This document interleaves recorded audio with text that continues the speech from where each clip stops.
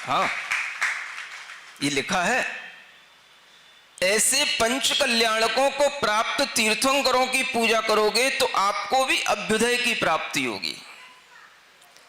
जो समृद्ध हैं, संपन्न हैं, उनकी पूजा करोगे तो आपको भी समृद्धि और संपन्नता प्राप्त होगी। इसलिए जब आचार्य जो पुराने मनीषी हुए, दार्शनिक हुए, उन्होंने अपना इष्ट जब भी देखा, अपने लिए स्तुति के योग्य जब भी कोई उन्होंने पात्र देखा, तो उन्होंने कहीं पर भी कंप्रोमाइज नहीं किया कि भाई चलो इनसे काम चला लेते हैं, चलो भाई इनसे काम चला लेते हैं। नहीं समझ आ रहा? काम चलाने वाला काम नहीं होता स्तुति करना। आजकल जैन लोग भी काम चलाने लगे हैं, सुन रहे हो? तरह तरह के नए नए भगवान आ जाते हैं तो इनके भी मूड बदल जाते हैं, सुन रहे हो? तरह तरह के नए नए कोई भी बाबा आ जाते हैं तो इनके मूड बदल जाते हैं। क्या सुना? लहर चलती है। एक समय था जब साईं बाबा की लहर चलती थी, आज भी चल रही है? हाँ, तो सारे जैनियों की दुकानों में साईं बाबा लग गए। नहीं समझ आ रहा है?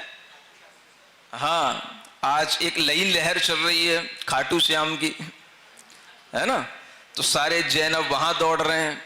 माने ऐसा लगता है जैनों में समृद्धि रही नहीं है ना? सभी जैन जो है बस उन्हें लगे कि बस कहां क्या मिल रहा है तो बस तुरंत वहां पहुंचने लग जाते हैं।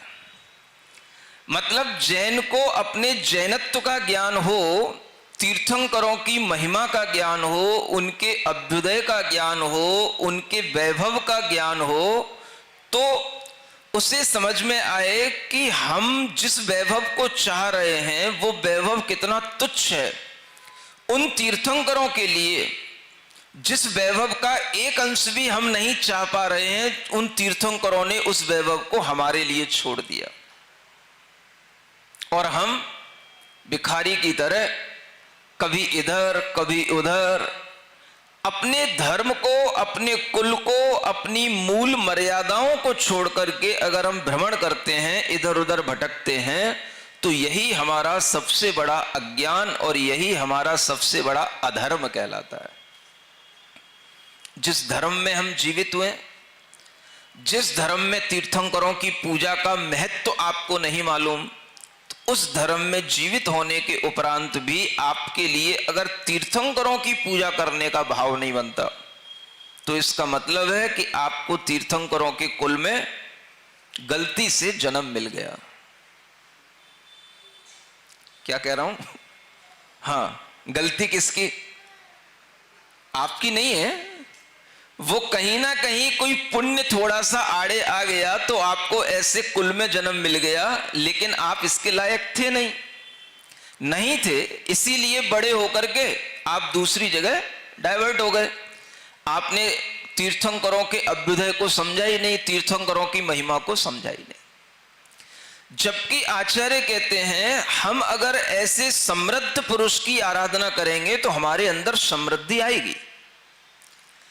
जिनके गर्भ में आने से पहले ही रत्नों की वर्षा होती हो, जिनके जन्म लेने पर 3 लोक में कोई भी ऐसा व्यक्ति नहीं जो हर्षित न होता हो, जिनके इस संसार में रहते हुए केवल ज्ञान की प्राप्ति होने पर व्यक्ति के अंदर सारा अज्ञान दूर हो जाता हो, ऐसे महापुरुष के अभ्युदयों के बारे में अगर हमें ज्ञान नहीं और हम उनको छोड़ करके अगर हम कुछ और कर रहे हैं, तो आचार्य कहते हैं आप हमेशा ऐसे ही तुच्छता में ही संतोष का भाव अपने अंदर लाओगे, तुच्छ चीजों में संतुष्ट होगे।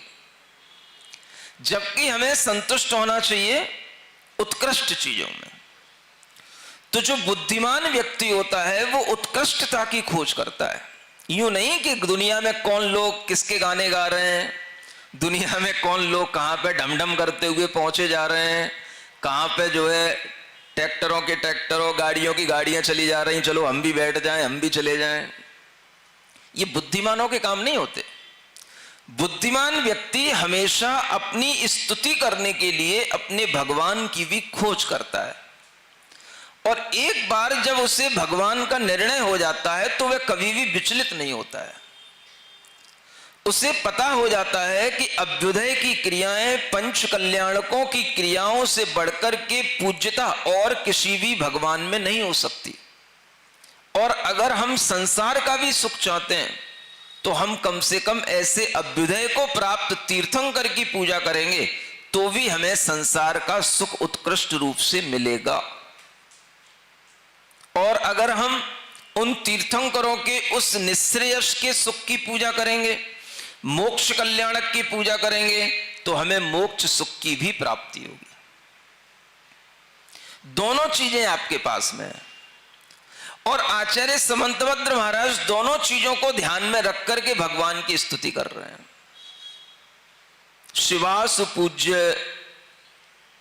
विधेयक क्रियासु त्वं वासु पूज्य त्रिदशेन्द्र पूज्य मयापि पूज्योल्प धिया मुनीन्द्र दीपार्चसा किम तपनो न पूज्य। हे भगवान, जब त्रिदश इंद्र बड़े बड़े बुद्धिमान बड़े बड़े संपन्न लोग आपकी पूजा कर रहे हैं तो उत्कृष्ट व्यक्ति को यह समझ आता है कि हमें भी ऐसे ही व्यक्तित्व की आराधना करनी है जिसकी बड़े बड़े लोग पूजा करते हैं। क्या सुना? इंद्र जिसकी पूजा कर रहा हो, इंद्र की देवी शची इंद्राणियां जिसकी पूजा कर रही हो, जो भवनवासी देव हैं, व्यंतर देव हैं, सभी प्रकार के देव और देवियां जिनकी पूजा और स्तुति कर रहे हो, उनको देख करके बुद्धिमान व्यक्ति के अंदर क्या भाव आता है? हम भी इन्हीं भगवान की पूजा करेंगे। ये इतने संपन्न और शक्तिमान होकर के भी भगवान की पूजा कर रहे हैं, हमारे पास तो कुछ भी नहीं है। मयापि पूज्योल्प धिया मुनीन्द्र। हे मुनीन्द्र, हे भगवान, आप जब समौशरण में विराजमान हुए, आप मुनियों के इंद्र बन गए, और मेरे द्वारा भी आपकी पूजा इसीलिए की जा रही है कि मैं देख रहा हूं कि आप त्रिदशेन्द्र के द्वारा पूज्य हैं, आप अभ्युदय की क्रियाओं से पूजित हैं। इसलिए हे भगवान, मैं भी इसी तरह के स्तुति की पूजा करना चाहता हूं जिसे दुनिया के उत्कृष्ट लोग जिसकी स्तुति करते हो, जिसकी पूजा करते हो। सुनते हो कि नहीं? उत्कृष्टता की खोज भगवान के लिए भी करना जरूरी होता है। मनुष्य तो सभी होते हैं। आप मान लो भोजन करते हैं तो भोजन में भी सोचते हैं भाई अच्छी क्वालिटी का भोजन, उत्कृष्टता की खोज तो भोजन के लिए भी करते हैं ना, नहीं करते? आप शयन भी करते हैं तो सोने के लिए भी उत्कृष्टता की खोज करते हैं। भाई कहां, कौन सा बेड, कौन सा रूम, कौन सी फैसिलिटी, सब कुछ आपके लिए एक दिमाग में आती है। अगर आपका लेवल होगा तो आप सोचोगे, और नहीं होगा तो जैसे फुटपाथ पे निकल जाओ, इधर चांदनी चौक पे पड़े हुए लोग मिल जाते हैं, बस ऐसे ही आप भी कहीं पर भी पड़े हुए सोना ही तो है, सो लो। नहीं समझ में आया? कभी सोए ऐसे फुटपाथ पे? आज मैं देखते हुए जा रहा था सुबह सुबह, भाई लोग कैसा जीवन जीते, ये भी एक जीने का लेवल है। ये भी आपको अच्छे से अच्छे कमरों में नींद नहीं आती और वो वहां पड़े, दुनिया की चेंचे पौपो हो रही है, पड़े। फिर किसी ने बताया महाराज भी कुछ लेके पड़े कुछ पी के पड़े, ऐसे नींद नहीं आती।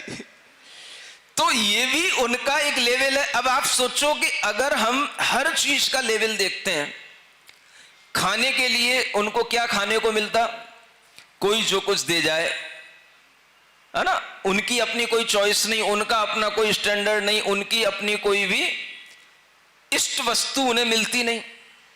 मिल गया तो मिल गया, किसी के सामने हाथ फैला दिया, किसी ने दुत्कार दिया, किसी ने दे दिया, तो खा तो वो भी रहे, सो वो भी रहे, मनुष्य वो भी है और मनुष्य आप भी हो। कुछ अंतर है कि नहीं उनमें और आप में? क्या अंतर है? एक सोच का अंतर है ना। हर चीज का एक लेवल होता है ना। तो जैसे खाने का लेवल होता, सोने का लेवल होता, अपनी लिविंग स्टाइल का एक लेवल होता, उसी तरीके से हम किन भगवान की पूजा के लिए जा रहे हैं, कहां जा रहे हैं, कोई लेवल होना चाहिए कि नहीं होना चाहिए। ये बात मैं जैनों के लिए विशेष रूप से कह रहा हूं कि जब तुम्हें अपने तीर्थंकरों का ज्ञान नहीं है तो तुम्हें दुनिया के किसी भी भगवान का ज्ञान नहीं है, चाहे तुम किसी के पास चले जाना। अगर एक बार तुमको तीर्थंकरों की महिमा का ज्ञान हो जाएगा, एक बार तुम्हें उनके पंच कल्याणकों की जानकारी हो जाएगी, तो तुम्हारा मन कहीं पर भी जाने का बनेगा ही नहीं। ये मन इसलिए विचलित होता है क्योंकि आपको ये देख करके वो कर रहे हैं तो हमको भी करना, ये विचार जब आपके अंदर आता है तो आप अपने उस भाव से विचलित हो जाते हैं जो भाव आपके अंदर एक स्टैंडर्ड के साथ होना चाहिए था। आपको सोचना चाहिए था हम तीर्थंकरों के उपासक हैं। और तीर्थंकर कौन होते हैं?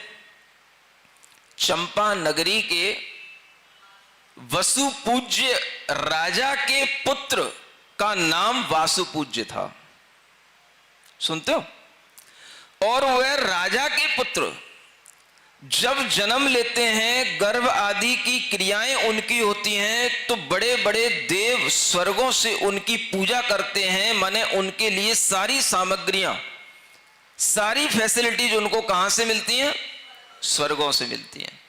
जो भी वो वस्त्र पहनेंगे, आभूषण पहनेंगे, यहां तक कि जिन बच्चों के साथ खेलेंगे वो भी बच्चे देव बच्चे ही होते हैं, देव मित्र होते हैं उनके। इतना जिनके पास में उत्कृष्ट पुण्य रहता है, वह भी एक समय पर विरक्ति को प्राप्त हो जाते हैं। और जब विरक्ति आती है तो वह सब कुछ त्याग देते हैं। त्यागने के बाद में फिर उनका ज्ञान और बढ़ता है, और जब ज्ञान उत्कृष्टता को प्राप्त हो जाता है तब उनके ज्ञान कल्याणक की पूजा होती है, जिसे समौ शरण में अरिहंत भगवान की पूजा कहा जाता है। और जब उनका शरीर छूटता है तो फिर वह उस समौ शरण को भी छोड़कर, शरीर को भी छोड़कर अनंत ज्ञान, अनंत सुखमय उस आत्मा के साथ ही सिद्ध लोक में विद्यमान हो जाते हैं। यह उनका मोक्ष कल्याणक कहलाता है। ऐसी जिनके जीवन में उत्कृष्टताएं रही हों और जिनके समक्ष दुनिया का हर वैभव तुच्छ रहा हो, हम उन तीर्थंकरों की महिमा को न समझेंगे, तभी हमारा दिमाग ये देव वो देवियां इनमें उलझेगा। समझ में आ रहा है आपको? हाँ, जैनों को भी आज अगर तीर्थंकरों का ज्ञान नहीं होगा तो हम किनको ज्ञान देने जाएंगे? बोलो। तुम्हें यही पता नहीं कि भगवान तीर्थंकरों की पूजाएं कितनी महत्वपूर्ण होती हैं।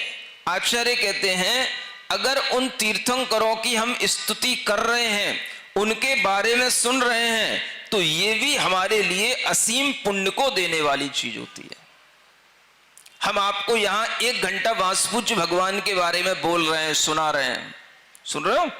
सुन रहे हो कि नहीं सुन रहे हो? हाँ, तो वह सुनना भी आपके लिए 1 घंटा आपको पुण्य से भरने की क्रिया हो रही है। आप पुण्य से भर रहे हो, क्योंकि आप किसके बारे में सुन रहे हो? हाँ, किसी हीरो और क्रिकेटर के बारे में नहीं सुन रहे हो। किसके बारे में सुन रहे हो? हाँ, तीर्थंकर के बारे में सुन रहे हो। तो ये सुनना भी आपके लिए पुण्यदायी है।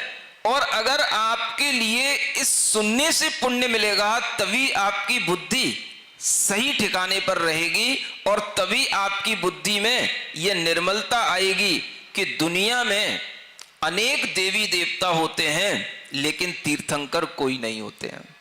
जो तीर्थंकर होते हैं वो सिर्फ तीर्थंकर होते हैं। ऐसे तीर्थंकर की पूजा हम कर भी नहीं सकते, लेकिन करने का मन होता है तो बड़े बड़े सशक्त बुद्धिमान आचार्य भी क्या बोलते हैं? मयापि पूज्योल्पधिया मुनीन्द्र। हे भगवान, हम आपकी पूजा अल्प बुद्धि से कर रहे हैं, क्योंकि हमारे पास उतनी बुद्धि तो है नहीं कि हम आपकी पूजा कर सकें। आपकी स्तुति कर सके, क्योंकि आपका ज्ञान, आपका लेवल अलग है और हम तो आपके समक्ष अल्प बुद्धि वाले हैं, लेकिन फिर भी जितनी बुद्धि मिली है हम उससे आपकी पूजा कर रहे हैं। कैसे कर रहे हैं? जैसे लोक में देखा जाता है। उदाहरण बिल्कुल लौकिक दिया है। दीपार्चुषा किम तपनो न पूज्य। तपन माने सूर्य। लोग सूर्य की स्तुति करते हैं, सूर्य की पूजा करते हैं, सूर्य प्रकाश का पुंज है। लेकिन अब इतना प्रकाश का पुंज हम कहां से लाएं? तो लोग छोटा सा दीपक बना लेते हैं और उस दीपक से ही हे भगवान उस सूर्य की पूजा कर लेते हैं। ऐसे ही आप तो केवल ज्ञान के प्रकाश से प्रकाशित हो, लेकिन हमारे पास जो छोटी सी मति ज्ञान, श्रुत ज्ञान की बुद्धि है, हम इसी से आपकी पूजा कर ले रहे हैं। हम भी इसी तरह से कर रहे हैं जैसे लोक में लौकिक लोग किया करते हैं। लेकिन उनका इष्ट अलग है और हमारा इष्ट अलग है। यानी केवल ज्ञान से संपन्न, अनंत ज्ञान से संपन्न किसी आत्मा की अगर आप स्तुति करोगे तो आपके अंदर भी उसी आत्मा की स्तुति करने के लिए एक छोटा सा ज्ञान भी अगर होगा तो वो ज्ञान भी उसी लेवल का कहलाएगा। किस लेवल का? प्रकाश तो प्रकाश है। जैसे सूर्य का प्रकाश है वैसे ही दीपक का प्रकाश है, लेकिन प्रकाश का काम क्या है? अंधकार दूर करना। सूर्य के प्रकाश से भी अंधकार दूर होता है, दीपक के प्रकाश से भी अंधकार दूर होता है। दीपक का प्रकाश छोटा है लेकिन है तो वो प्रकाश। इसी तरह से हे भगवान मेरा मति ज्ञान, मेरी बुद्धि छोटी है लेकिन है तो कैसी? आपकी बुद्धि से जुड़ी हुई है। किससे जुड़ी हुई है? आपकी बुद्धि से। कैसे जुड़ी है? क्या आप बता सकोगे कि भगवान के ज्ञान में और अपने ज्ञान में भी किसी अपेक्षा से एक समानता हो सकती है? किसी पहलू से अगर हम विचार करें तो भगवान का ज्ञान और अपना ज्ञान भी एक छत्र के नीचे आ सकता है, जिसको बोलते हैं। ऐसी कौन सी चीजें बताओ? ज्ञानावरण कर्म। भगवान में अब क्या ज्ञानावरण कर्म बचे हैं? किस अपेक्षा से हम ये समझ सकते हैं कि भगवान का ज्ञान और हमारा ज्ञान भी कम से कम ज्ञान की अपेक्षा से, और वह ज्ञान वही है जो मेरे अंदर है, आपके अंदर है, वह छोटा है, आपके अंदर बड़ा है, लेकिन एक है। और वो एक भी अगर हम कह सकेंगे तो किससे कह सकेंगे? वो समानता किस अपेक्षा से ही तो पूछ रहा हूं। ज्ञान गुण की अपेक्षा से नहीं। ज्ञान गुण की अपेक्षा से तो ज्ञान तो मिथ्या दृष्टियों में भी है।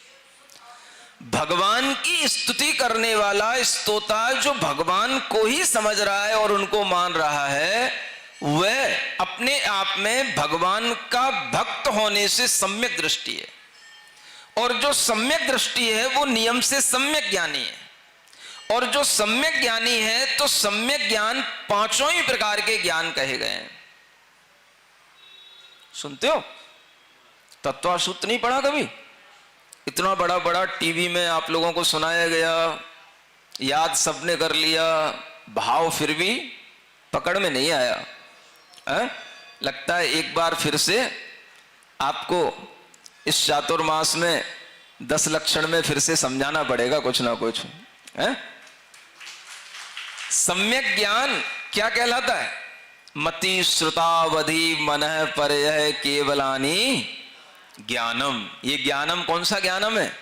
सम्यक ज्ञानम। ये सभी ज्ञान क्या है? ये सम्यक ज्ञान है। मति ज्ञान भी सम्यक ज्ञान है, श्रुत ज्ञान भी सम्यक ज्ञान है, अवधि ज्ञान भी सम्यक ज्ञान है, मनः परयः ज्ञान भी, और केवल ज्ञान भी। तो सम्यक ज्ञान के अम्ब्रेला के अंदर सारे ज्ञान, पांचों ही ज्ञान कैसे हैं? सम्यक हैं।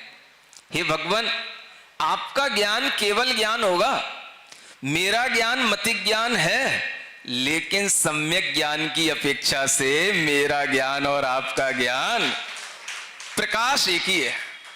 ज्ञान का मतलब प्रकाश, प्रकाश एक ही है।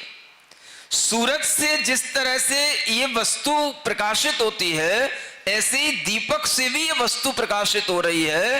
प्रकाश में अंतर नहीं है। प्रकाश का लेवल, उसकी क्वालिटी सम्यक ज्ञान की होने के कारण से वह वस्तु को यथार्थ प्रकाशित कर रही है। अंतर है एक छोटी सी लौ का और एक बड़े से सोर्स का। तो आपके पास में ज्ञान का बहुत बड़ा सोर्स है, लेकिन हमारे पास अभी वो सोर्स पूरा उद्घाटित नहीं हुआ। थोड़ा है, छोटा है, अल्पधि वाला हूं, लेकिन अल्प होते हुए भी हे भगवान, my knowledge is also right knowledge, क्योंकि मेरी नॉलेज भी आपके ही वंश की है। जैसे आपका केवल ज्ञान सम्यक ज्ञान है, वैसे ही मेरा मतिक ज्ञान भी सम्यक ज्ञान है। सुनते हो? तब वह भगवान का प्रकाश और हमारे ज्ञान का प्रकाश में जब समानता दिखाई देती है, तब भक्त और भगवान के बीच में ज्यादा अंतर नहीं दिखाई देता। क्या सुन रहे हो? छोटे बड़े का अंतर तो हो सकता है, लेकिन सम्यक ज्ञान की जो क्वालिटी है, उसका जो प्रकाश है, वो एक समान है।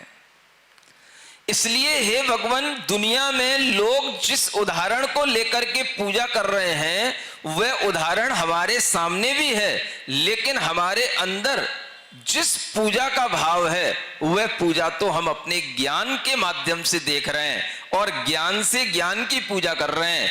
आपके ज्ञान में और हमारे ज्ञान में केवल ज्ञान और अल्प ज्ञान का अंतर है, लेकिन ज्ञान तो दोनों का सम्यक ज्ञान है। इसलिए क्या मेरा अल्प ज्ञान आपकी पूजा नहीं कर सकता?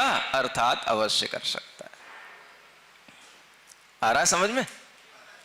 ऐसे ज्ञान के साथ में भगवान की पूजा करना, स्तुति करने वाला व्यक्ति इस तरह से जब भगवान के ज्ञान के लेवल को समझ करके अपना ज्ञान सम्यक ज्ञान के रूप में देखता है, तब कहीं भक्त और भगवान का रिलेशन बनता है। ये तीर्थंकरों से रिलेशन हल कोई नहीं बना सकता। क्या सुन रहे हो? जैसे बड़े व्यक्तियों से रिलेशन हर कोई नहीं बना पाता, ऐसे ही तीर्थंकरों से रिलेशन हर कोई नहीं बना पाएगा। हाँ, आपकी स्थिति तो शायद वो सड़क पर पड़े हुए, प्लेटफॉर्म पर पड़े हुए उन शरणार्थियों की तरह है। बस जो कोई भी कुछ भी खिला जाए खा लूंगा, जो कुछ भी कपड़े दे जाए ले लूंगा, जो कहीं पर भी सुला जाए सो लूंगा। बस कोई हमें दे जाए, कोई हमारे लिए कुछ कर जाए, हम उसी के हाथ जोड़ लेंगे, उसी के पैर पड़ लेंगे, उसी से ले लेंगे। हमें तो मिलना चाहिए, क्योंकि हमारी मानसिकता में क्या है, जैसे ही आंख खुली, हमने देखा सामने, तो हमें क्या दिखेगा? आज हमें कौन देने वाला आ रहा है, हम उसी के पीछे भागेंगे। ये दे देगा। किसी ने अगर बता दिया कि भाई बड़ा आदमी सामने से जा रहा है, पकड़ लो उसको। सुन रहे हो? बोलो तो। सो तो नहीं गए? सो तो नहीं सकते वैसे, क्योंकि टॉपिक इतना अच्छा चल रहा है। आपका दिमाग इस तरह का अगर बनेगा कि हम ये समझ पाए कि हम जब भगवान की पूजा करते हैं, तो हम कौन से तीर्थंकर की, कौन से भगवान की पूजा करते हैं, और उनसे हमारा अगर संबंध बनेगा, तो हमारे अंदर भी क्या होना चाहिए।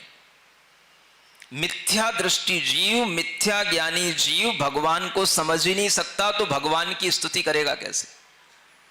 आज कई लोग कहते हैं कि जैन लोग दुनिया में भटक रहे हैं। इसलिए भटक रहे हैं क्योंकि उनकी नॉलेज रॉन्ग नॉलेज है, उनका बिलीव रॉन्ग बिलीव है, उनके पास में सम्यक ज्ञान ही नहीं है, उन्हें तीर्थंकरों का ज्ञान ही नहीं है कि तीर्थंकर क्या होते, इसलिए भटक रहे हैं। तो ये भटकना उनकी गलती नहीं है, ये उनके ज्ञान की भूल है। उन्हें किसी ने सिखाया ही नहीं। जो बाबा की महिमा आने लग गई, वो उसी बाबा की मूर्ति अपने घर में लगाने लग गए, फोटो लगाने लग गए, और जिसका नाम चलने लग गया, जिसके गाने ज्यादा बजने लग गए, बस वही बाबा, वही भगवान, उनके पीछे पड़ने लग गए। तो ये गलती उनके सम्यक ज्ञान की कमी के कारण से है, ये गलती उनकी नहीं है, ये उनको ज्ञान ही नहीं मिला कि तीर्थंकर की महिमा हमें किसी ने सुनाई होती। तीर्थंकर से संबंध बनाना ऐसे लोगों का तो काम नहीं हो सकता जो प्लेटफॉर्म पर पड़े हुए हैं। नहीं समझ में आ रहा है? बोलो तो। ऐसा व्यक्ति का कभी कोई पीएम सीएम से अपना रिलेशन बना सकता है? नहीं बना सकता। तो मतलब जो दुनिया में भटक रहे हैं, वो जैन लोग जो दुनिया में तीर्थंकर को छोड़ करके इधर उधर जा रहे हैं, वो प्लेटफॉर्म पर पड़े हुए उन्हीं शरणार्थियों जैसे हैं। उनकी दशा दीनहीन दशा है उनकी। नहीं समझ में आ रहा है? वो दीनहीन है, वो दया के पात्र हैं, वो भिखारियों की तरह हैं जो तीर्थंकरों की उपासना को छोड़ करके अन्यत्र सोच रहे हैं कि हमें यहां भी मिल जाएगा, हमें वहां भी मिल जाएगा। ऐसे दीनहीन तो दरिद्री ही होते हैं, और दीनहीन दरिद्री कभी जब तीर्थंकरों की तरफ देख ही नहीं सकते, उनके ज्ञान का लेवल ही नहीं है तीर्थंकरों को जानने का, तो वे तीर्थंकरों की पूजा पर विश्वास कैसे कर सकते हैं और तीर्थंकरों पर विश्वास कैसे कर सकते हैं? सुन रहे हो? इसलिए जो तीर्थंकरों की पूजा करने वाला होगा, जो तीर्थंकरों की मंदिर में जाने वाला होगा, उस व्यक्ति के ज्ञान का लेवल अपने आप में एक हाईएस्ट लेवल होगा, और वह राइट नॉलेज वाला व्यक्ति होगा तो ही वहां पहुंचेगा, अन्यथा इधर उधर भटकेगा। ये अपने आप प्रूफ होता है कि नहीं होता? बोलो तो। लॉजिकली समझ में आ रहा है कि नहीं भाई?